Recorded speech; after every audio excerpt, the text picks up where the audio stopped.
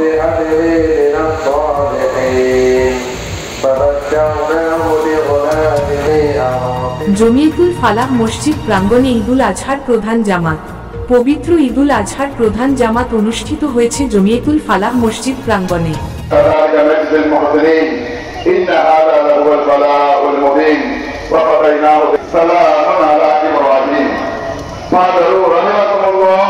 প্রধান জামাতে ইমামতি করেন জমিয়তুল ফালাহ মসজিদের খতিব সৈয়দ আলাউদ্দিন আবু তালেব মোহাম্মদ আলাউদ্দিন আল কাদেরী।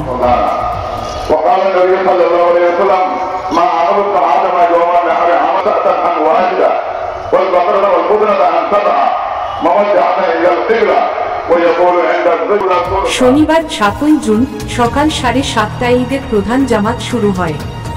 7টার আগেই জমিয়তুল ফালাহ প্রাঙ্গণে নামাজ আদায়ের জন্য মূল ফটকের সামনে ছিল মুসল্লিদের ভিড়। নামাজের আগেই মাঠ পরিপূর্ণ হয়ে যায়। নামাজ শেষে খুতবার পর মোনাজাত করা হয়।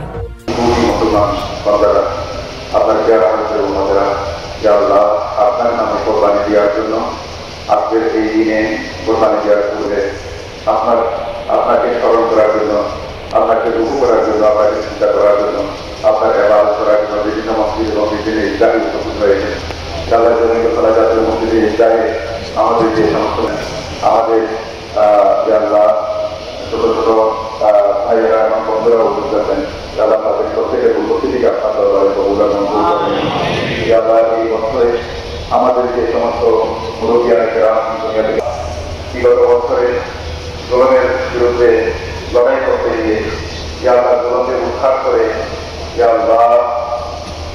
ন্যায় বিচারকে প্রতিষ্ঠা করার জন্য যারা নিজের জীবন তারা উৎসর্গ করেছে সে সদায়কে আপনাকে মোনাজাতে দেশের শান্তি, সমৃদ্ধি ও সবার সুস্থতা কামনা করে দোয়া করা হয়। মোনাজাত শেষে বুকে বুক মিলিয়ে হৃদয়ের উষ্ণতায় প্রীতির বন্ধনে আবদ্ধ হন সবাই। মুসল্লিরা পরস্পর কোলাকুলি ও কুশল বিনিময় করেন।